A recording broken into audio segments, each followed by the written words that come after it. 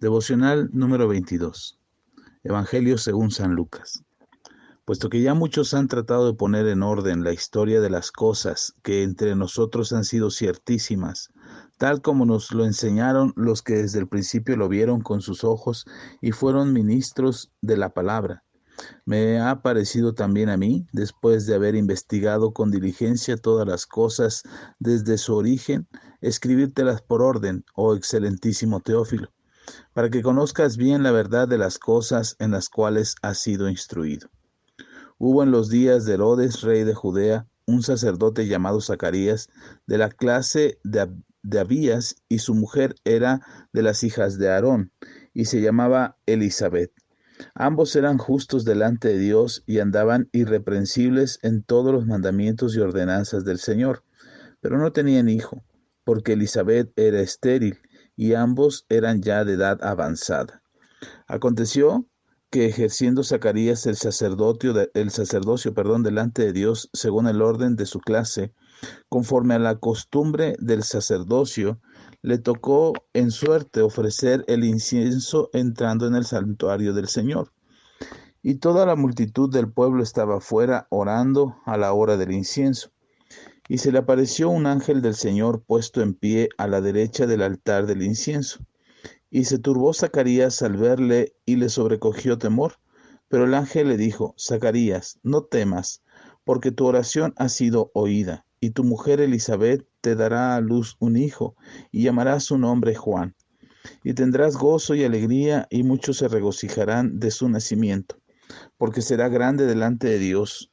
No beberá vino ni sidra, y será lleno del Espíritu Santo, aún desde el vientre de su madre. Y hará que muchos de los hijos de Israel se conviertan al Señor, Dios de ellos, e irá delante de él con el espíritu y el poder de Elías, para hacer volver los corazones de los padres a los hijos y de los rebeldes a la prudencia de los justos, para preparar al Señor un pueblo bien dispuesto. Dijo Zacarías al ángel: ¿En qué conoceré esto? Porque yo soy viejo y mi mujer es de edad avanzada. Respondiendo el ángel le dijo: Yo soy Gabriel, que estoy delante de Dios y he sido enviado a hablarte y a darte estas buenas nuevas. Y ahora quedarás mudo y no podrás hablar hasta el día en que esto se haga, por cuanto no creíste mis palabras, las cuales se cumplirán a su tiempo. Y el pueblo estaba esperando a Zacarías y se extrañaban de que él se demorase en el santuario. Pero cuando salió no les podía hablar. Comprendieron que había visto visión en el santuario y les hablaba por señas y permaneció mudo. Y cumplidos los días de su ministerio, se fue a su casa. Después de aquellos días, concibió a su mujer Elisabet y se recluyó en casa por 5 meses, diciendo: Así ha hecho conmigo el Señor en los días en que se dignó quitar mi afrenta entre los hombres. Al sexto mes, el ángel Gabriel fue enviado por Dios a una ciudad de Galilea llamada Nazaret, a una virgen desposada con un varón que se llamaba José, de la casa de David, y el nombre de la virgen era María. Y entrando el ángel en donde ella estaba, dijo: Salve, muy favorecida, el Señor es contigo, bendita tú entre las mujeres. Mas ella, cuando le vio, se turbó con sus palabras y pensaba qué salutación sería esta. Entonces el ángel le dijo: María, no temas, porque has hallado gracia delante de Dios, y ahora concebirás en tu vientre y darás a luz un hijo, y llamarás su nombre Jesús. Este será grande y será llamado Hijo del Altísimo, y el Señor Dios le dará el trono de David su padre, y reinará sobre la casa de Jacob para siempre, y su reino no tendrá fin. Entonces María dijo al ángel: ¿Cómo será esto? Pues no conozco varón. Respondiendo el ángel le dijo: El Espíritu Santo vendrá sobre ti, y el poder del Altísimo te cubrirá con su sombra, por lo cual también el santo ser que nacerá será llamado Hijo de Dios. Y aquí tu pariente Elisabet, ella también ha concebido hijo en su vejez, y este es el sexto mes para ella, la que llamaban estéril, porque nada hay imposible para Dios. Entonces María dijo: He aquí la sierva del Señor, hágase conmigo conforme a tu palabra. Y el ángel se fue de su presencia. En aquellos días, levantándose María, fue deprisa a la montaña a una ciudad de Judá, y entró en casa de Zacarías y saludó a Elizabeth. Y aconteció que cuando oyó Elizabeth la salutación de María, la criatura saltó en su vientre, y Elizabeth fue llena del Espíritu Santo, y exclamó a gran voz y dijo: Bendita tú entre las mujeres y bendito el fruto de tu vientre, porque se me concede esto a mí, que la madre de mi Señor venga a mí, porque tan pronto como llegó la voz de tu salutación a mis oídos, la criatura saltó de alegría en mi vientre. Y bienaventurada la que creyó, porque se cumplirá lo que le fue dicho de parte del Señor. Entonces María dijo: Engrandece mi alma al Señor, y mi espíritu se regocija en Dios mi Salvador, porque ha mirado la bajeza de su sierva. Pues he aquí, desde ahora me dirán: Bienaventurada todas las generaciones, porque me ha hecho grandes cosas el poderoso, santo es su nombre. Y su misericordia es de generación en generación a los que le temen. Hizo proezas con su brazo y esparció a los soberbios en el pensamiento de sus corazones. Quitó de los tronos a los poderosos y exaltó a los humildes. A los hambrientos colmó de bienes y a los ricos envió vacíos. Socorrió a Israel su siervo, acordándose de la misericordia de la cual habló a nuestros padres, para con Abraham y su descendencia para siempre. Y se quedó María con ella como 3 meses. Después se volvió a su casa. Cuando Elizabeth se le cumplió el tiempo de su alumbramiento, dio a luz un hijo. Y cuando oyeron los vecinos y los parientes que Dios había engrandecido para con ella su misericordia, se regocijaron con ella. Aconteció al 8º día vinieron para circuncidar al niño, y le llamaban con el nombre de su padre, Zacarías. Pero respondiendo su madre dijo: No, se llamará Juan. Le dijeron: ¿Por qué? No hay nadie en tu parentela que se llame con ese nombre. Entonces preguntaron por señas a su padre cómo le quería llamar, y pidiendo una tablilla escribió diciendo: Juan es su nombre. Y todos se maravillaron. Al momento fue abierta su boca y suelta su lengua, y habló bendiciendo a Dios. Y se llenaron de temor todos sus vecinos, y en todas las montañas de Judea se divulgaran todas estas cosas. Y todos los que las oían las guardaban en su corazón, diciendo: ¿Quién pues será este niño? Y la mano del Señor estaba con él.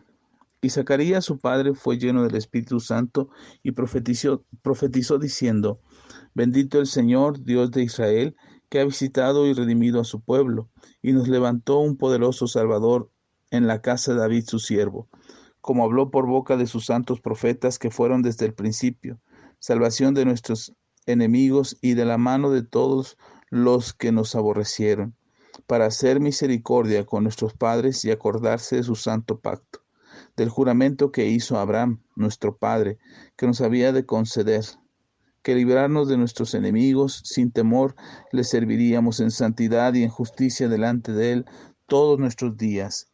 Y tu niño profeta del Altísimo serás llamado, porque irás delante de la presencia del Señor para preparar sus caminos, para dar conocimiento de salvación a su pueblo, para perdón de pecados, para la entrañable misericordia de Dios, con que nos visitó desde lo alto la aurora, para dar luz a los que habitan en tinieblas y en sombra de muerte, para encaminar nuestros pies por camino de paz. Y el niño crecía y se fortalecía en espíritu y estuvo en lugares desiertos hasta el día de su manifestación a Israel. Ahora que empezamos a leer el Evangelio de Lucas, es necesario hacer énfasis en los primeros 3 versículos del capítulo 1, porque en ello el escritor, el evangelista Lucas, describe la razón por la que él se ha tomado la oportunidad de escribir este evangelio.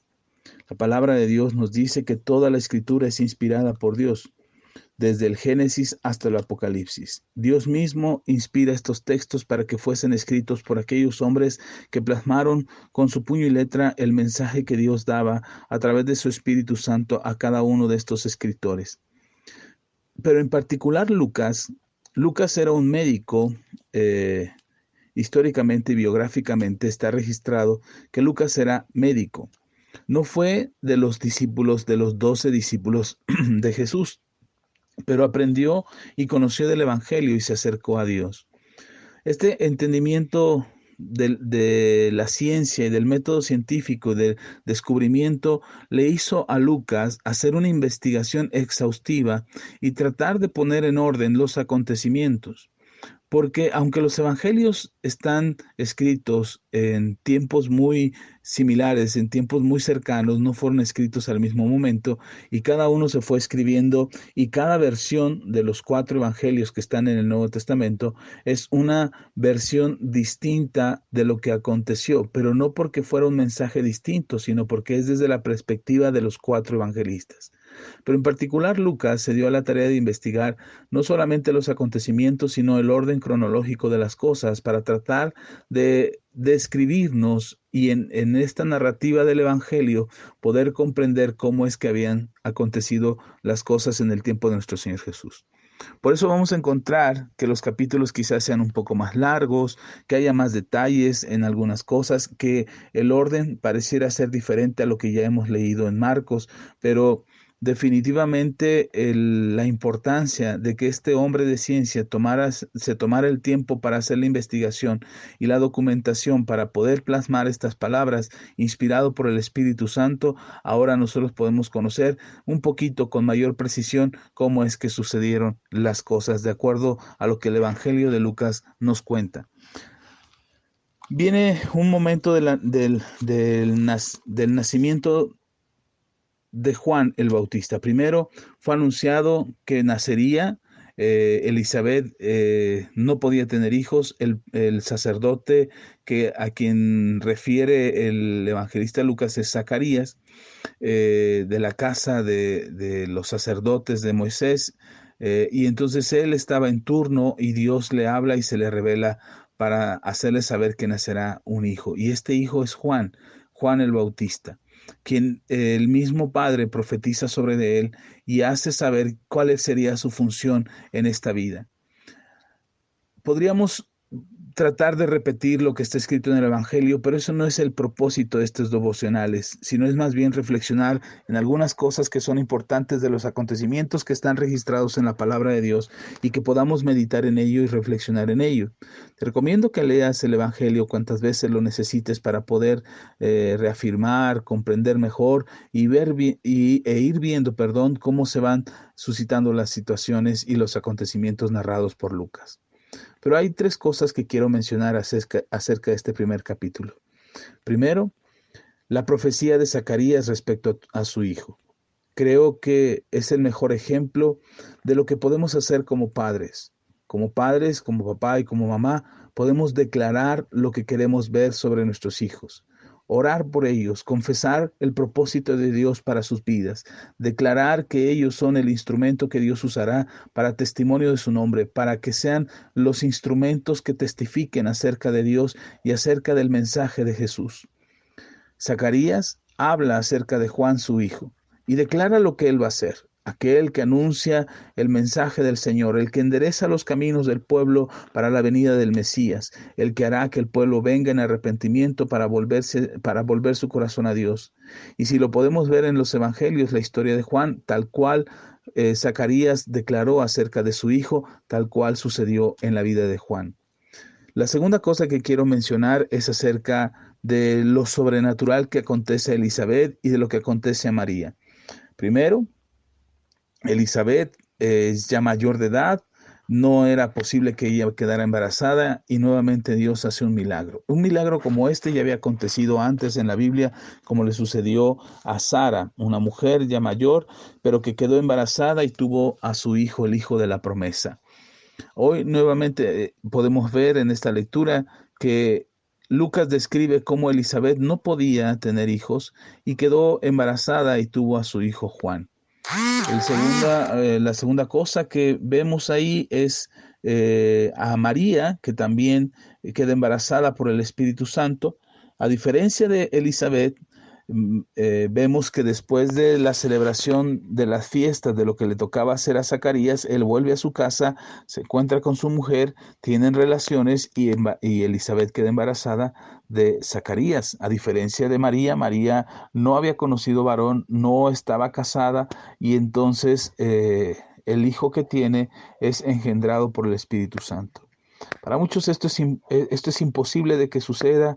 Esto es lo que parece para muchos ser un cuento de hadas, ser algo eh, de, de, de sucesos imaginarios o de cuentos imaginarios o de fábulas de niños. Pero la importancia de esto no es debatir si esto es verdad o no es verdad. Por supuesto, nosotros creemos que es verdad. La Biblia así lo describe y creemos que esto así aconteció, además de que estaba profetizado que así sería. Y además está históricamente registrado acontecimientos como estos. Pero en particular el nacimiento de Jesús y cómo José, el padre de Jesús, desposa a María por causa de que ella está embarazada por instrucción del mismo ángel que habló a María. Pero independientemente que la gente crea o no, para nosotros debe existir la certeza y la seguridad en el corazón de que tal cual está escrito en los evangelios, así sucedió. Y que si la palabra de Dios nos explica y nos dice que Jesús nació porque María fue visitada por la presencia del Señor y la gloria de Dios le cubrió y la gloria de Dios provocó que María estuviera embarazada de Dios, de esta manera ser engendrado el Hijo de Dios en ella. Debemos de estar seguros y confiar que esto que aconteció así es y así nos lo describe la Biblia. Podríamos invertir mucho tiempo en tratar de explicar esto, pero no ese es el propósito de este devocional. El propósito es confirmarte y decirte que la palabra de Dios es verdad y que lo que nos cuenta en este texto es verdad. Lo único que te puedo decir es que si un hombre de ciencia como Lucas se dio a la tarea de investigar cómo es que esto era posible, cómo es que María había quedado embarazada siendo él médico y lo pudo corroborar y lo pudo asentar en este evangelio, para mí es un testimonio fehaciente de que Lucas, como hombre de ciencia y como investigador, tuvo las evidencias suficientes para afirmar lo que ahora describe en esto que leímos. La tercera cosa que quiero mencionar es que podamos ver cómo María, eh, a quien mucha gente le llama la Madre de Dios, podemos ver cómo tanto Elizabeth como María reconocen la necesidad de salvación. Y María misma reconoce a Dios como su Señor. No puede llamarse Señor si ella misma fuera la Madre de Dios. La palabra correcta para describir a María es que fue la madre de Jesús, no la madre de Dios. María no fue puesta como madre de Dios por dos razones. Porque si María hubiese sido la madre de Dios, entonces Dios empieza a existir cuando María da a luz a Jesús. Y la segunda razón es que Dios existe antes que María. Y la misma María reconoce que Dios es su Señor y Dios es su Salvador. Estas palabras de María nos dan testimonio, la razón por la cual nosotros no adoramos a María ni la veneramos. Reconocemos que existió y agradecemos a Dios por su vida. Reconocemos que María fue esa mujer que describe Lucas por las palabras del ángel, que era una mujer que Dios había mirado y que Dios había observado para que ella fuera quien recibiera la bendición de ser la madre de Jesús. Y ella lo aceptó, aceptando la voluntad de Dios sobre su vida.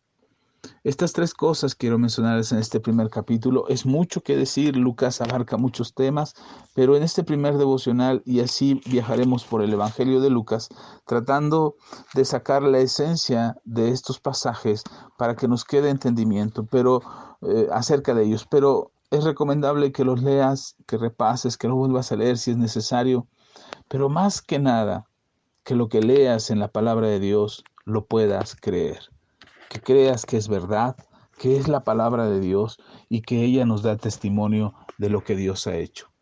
Vamos a orar. Padre, te damos gracias por tu palabra, porque tu palabra es verdad. Hoy que empezamos a leer el Evangelio de Lucas, nos encontraremos con testimonios sorprendentes, con acontecimientos registrados, con evidencia buscada por el mismo Lucas. Pero no pretendemos tener todas las respuestas, ni pretendemos tener todas las explicaciones. Solamente queremos creer en tu palabra y queremos creer que es verdad y que lo que ella dice nos sostiene, nos ayuda, nos levanta y nos fortalece para que podamos creer que lo que está escrito ahí es para nosotros y es lo que alimenta y fortalece nuestra fe para que nosotros podamos caminar con toda confianza y certeza de que tu palabra se cumplirá. Gracias, Señor, por alimentar nuestro espíritu y por fortalecer nuestra fe. Ayúdanos, Señor, a que no bajemos la guardia, que permanezcamos confiados en ti y recordemos constantemente y fielmente que tú eres Dios sobre todas las cosas. Gracias, Señor, y que tu palabra nos edifique. En el nombre de Jesús. Amén.